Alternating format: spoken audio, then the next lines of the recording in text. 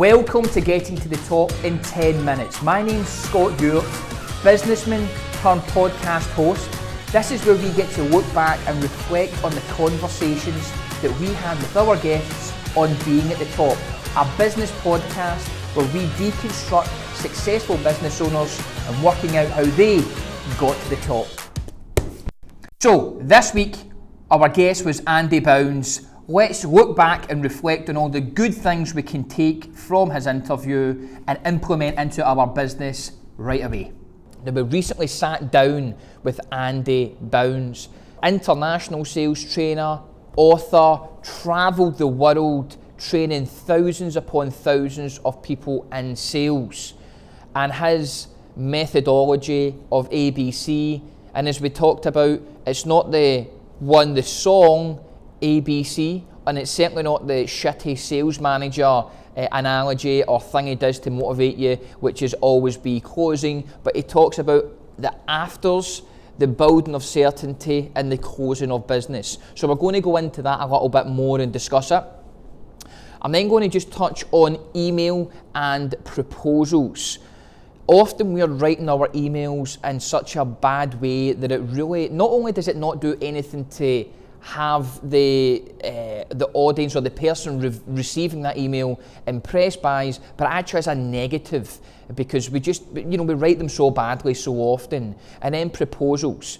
Equally, there's a thing Andy talks about, which is the third factor, which basically means the harder it hits the desk, the better it is, which is a load of nonsense.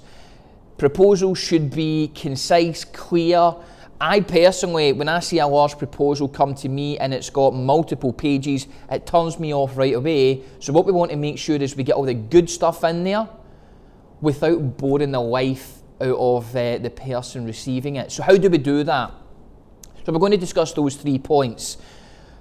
As we've talked about on multiple times, if we don't sell in business, we're not going to survive. In fact, our business will die. And effectively, if you don't sell as a person and you can't put food on the table, you may also die as well.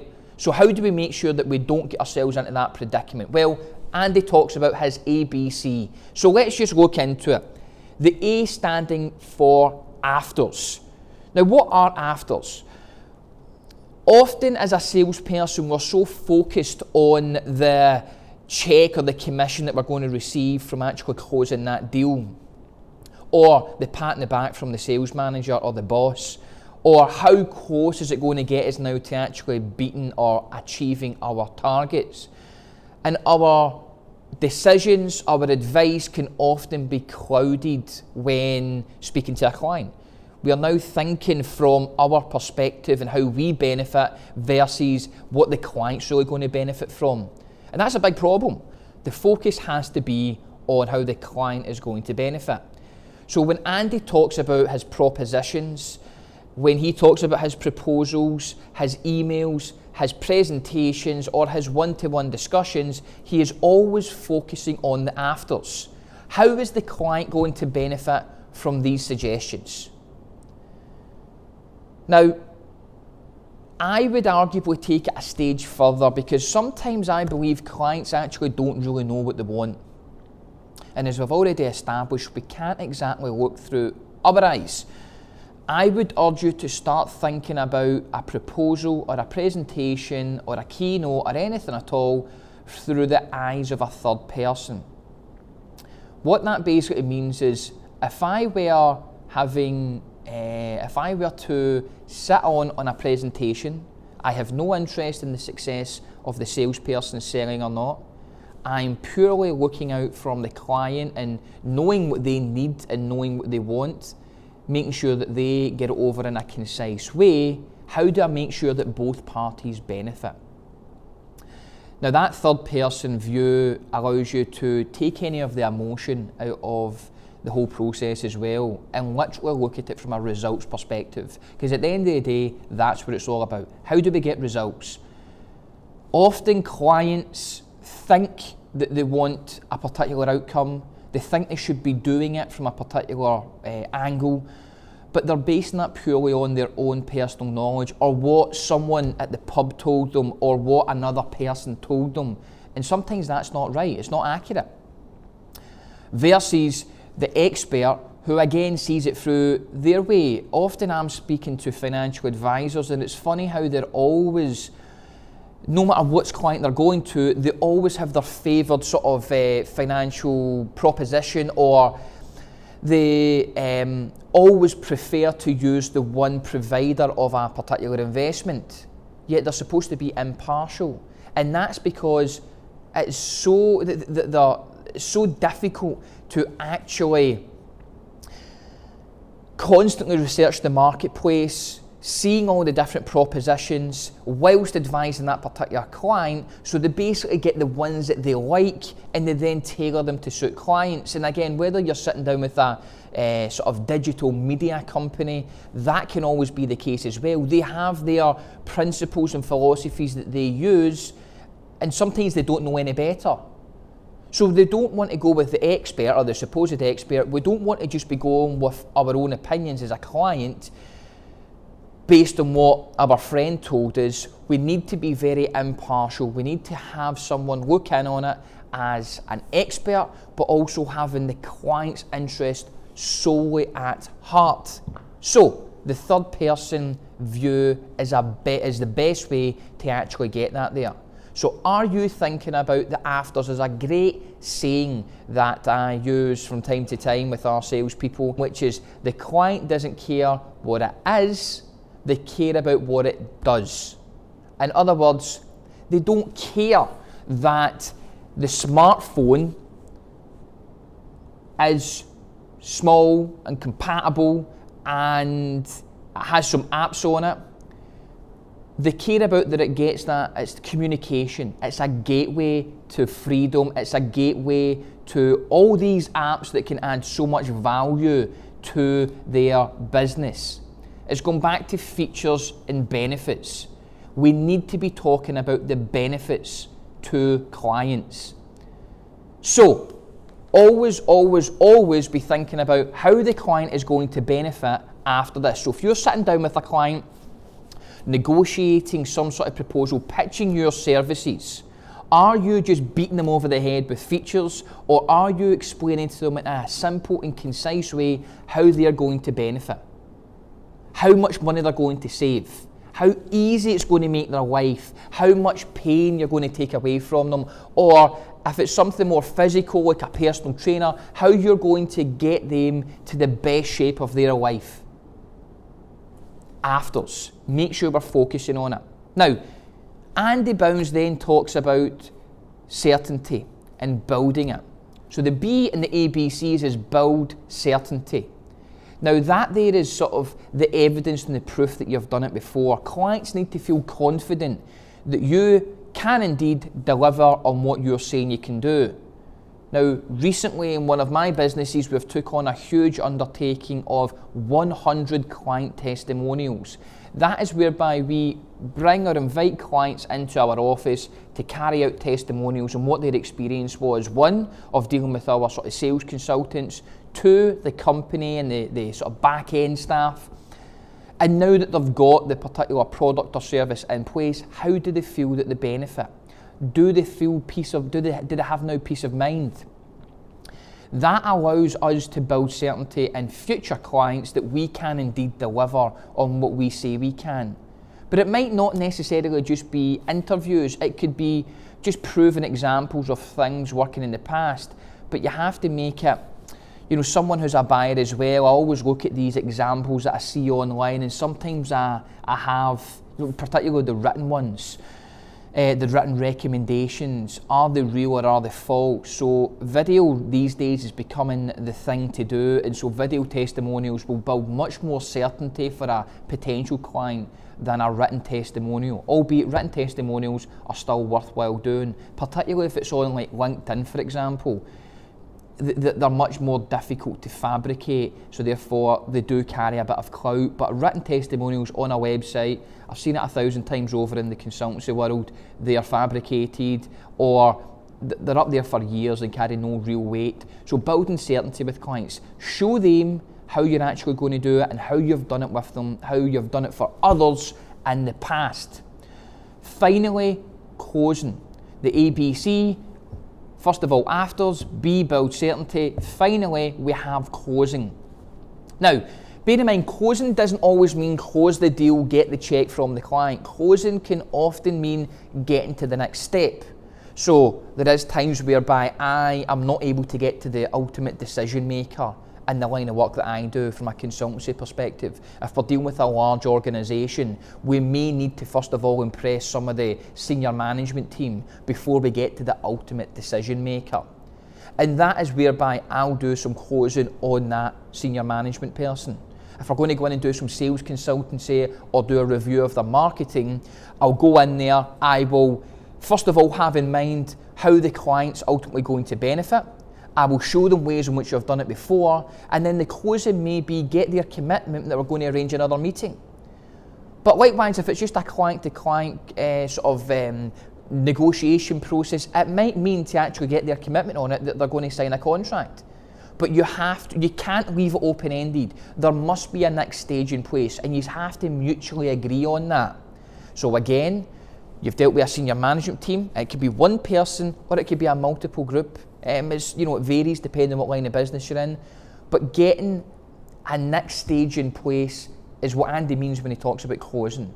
Or actually shaking the hand of a client and getting a deal done, commitment, order signed, agreement signed, contract signed, whatever it may be. But getting something in place. Now, ladies and gents, if you cannot do this, you must learn. You need to understand, and if you're having difficulty thinking about, well, what afters are, and when a client takes my product or service, what are the afters? And if you need to write them down and get a script in place, then that's exactly what you need to do. If you need help, sit down with someone close to you, maybe not necessarily in the business, and actually discuss it with them. Sit down with a past client and discuss it with them. Or reach out to myself and we'll discuss it together.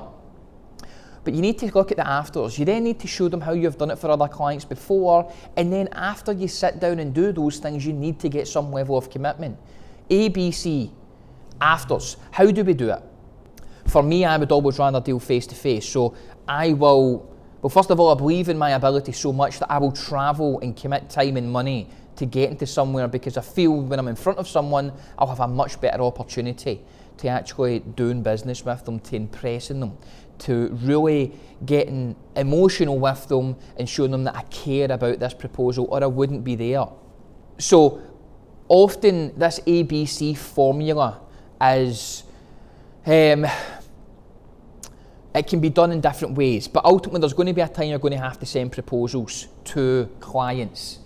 And Andy again spoke about when you've had that initial consultation, be it telephone, face-to-face, Skype, Zoom, etc., and you're going to do a proposal for them.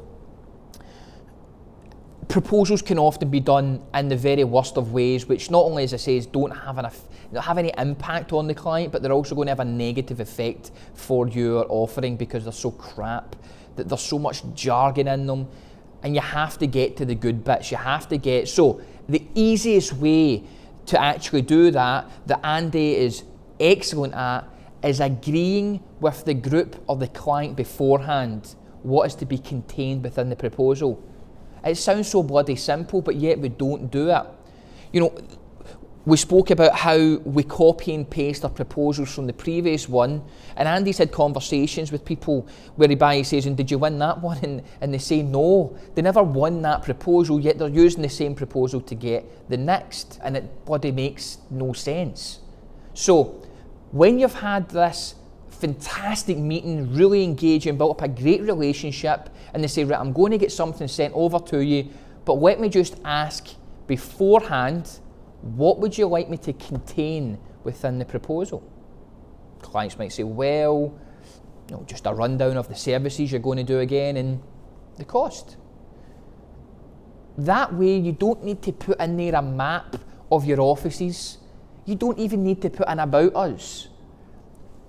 Andy spoke about clients then, when they get that proposal over and they remember that you asked them what you wanted to contain, they don't then go, oh, well, it's not got this in it, but we did agree. So the client knows in advance what to expect, and if there's something not contained within that proposal, then arguably it's their fault because it wasn't agreed at the outset. Andy spoke about how he himself has won business solely off of that discussion, that sentence alone.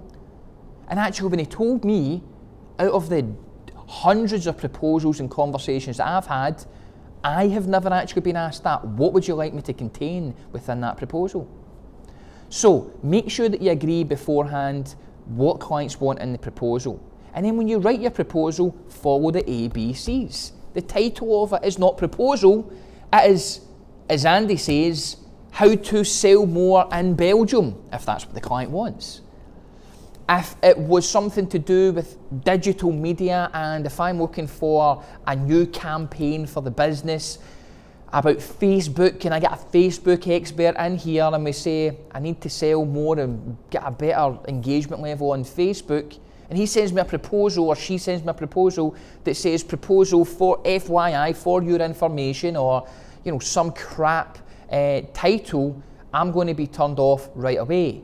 Whereby if he said or she said, Scott, the proposal title is Scott Ewart's brand building more on Facebook, or how to build Scott Ewart brand more on Facebook, or how to get more leads for Scott Ewart brand on Facebook, I am instantly going to get to the solution, or get the solution I'm looking for. It's clear and it's concise. And that there is what you need to do when you're doing proposals. But then follow the ABC formula. One other one that we spoke about, which were emails. So you need to send your proposal over to them. I would encourage you, instead of sending them in the post, to get them done by email, because your proposal is a way in which you can stay, normally they will then filter that proposal to other team members. But the email that you send again is another way of just getting that other little punch in there to get the work. So, again, follow the ABC formula. The title of your email or the subject line. Don't do proposal as discussed, which, by the way, I've been guilty of myself up until, having the podcast with Andy, of course. But don't dwell on that. Don't fluff it up. Get to the point.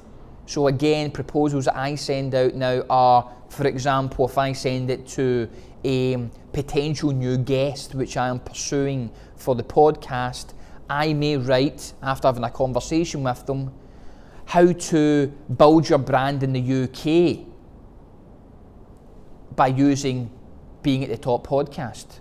Instantly, bear in mind the people we sort of interview on the podcast and have conversation with are all about getting more attention and more awareness. It might very well be that. How to get more attention by appearing on Being at the Top podcast. That might be the way to go. But clear and concise. I follow up, as I'm reading some notes there as well, we spoke about the intro. How many times have we positioned ourselves below our guest, our audience? Thank you for your time. I appreciate it so much. I know how busy you are. And Andy says, don't be anyone's bitch. We are partners in this whole discussion. We are equal. So make sure that the wording and the language you use also does that there. So, it was a pleasure meeting you. I enjoyed our conversation. Not thank you for your time. I know how busy you are, or something where we are appearing to be, underneath it. We're looking up on our guest or our, the person that we're dealing with. Make sure we're on the same level. This is a partnership. Believe in yourself. Have confidence. Equally, for anyone doing business with you, you have to have a confidence that they're going to be much better off after dealing with that. Let that confidence show. Don't be arrogant, but let it show. But again, as you kind of complete the body of the email, make sure, as I say, you're following the ABC after building certainty and closing it off.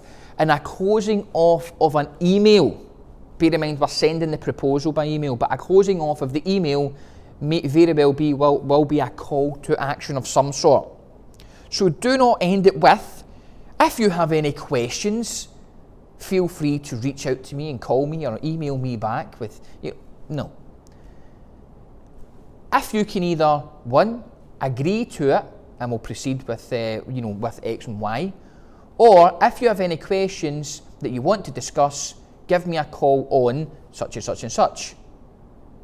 So, 2 options, either agree to it or call me. Don't let it sit in your mailbox forever, don't do anything else, agree to it, send me an email back saying you're happy to proceed, or do this. Or say to clients, finish it off maybe with, now, after I'm going to give you a week to think about this particular proposal, I'm free to come back out on either Monday the 3rd or Thursday the 5th, if that works right, 3rd, 4th, 5th. I'm free to come out on this date or this date at either this time or this time, which one would suit you best, and we can discuss the proposal and get something put in place. Call to action. Finish it off, close the deal, close the next stage.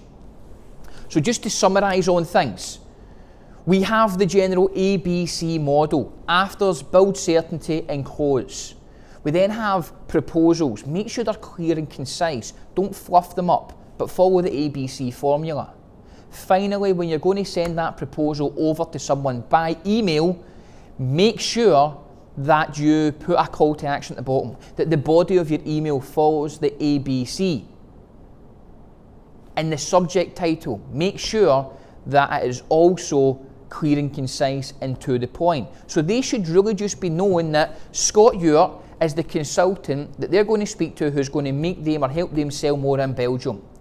Because I've said it on my proposal, I've said it multiple times in our conversations initially, I've said it on the email as well, I've done a clear call to action at the end of it, they're blown away.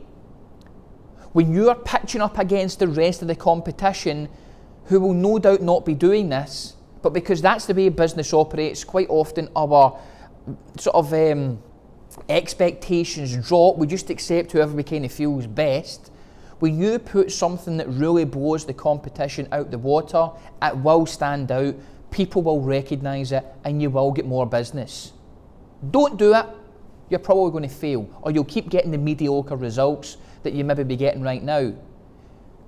A great saying, if you keep doing what you've always done, you're always going to get the same results. So give it a try, test it, see what works, change it about. As I say, this whole getting to the top in 10 minutes is about taking out the good stuff, which I feel is worth talking about in a bit more detail.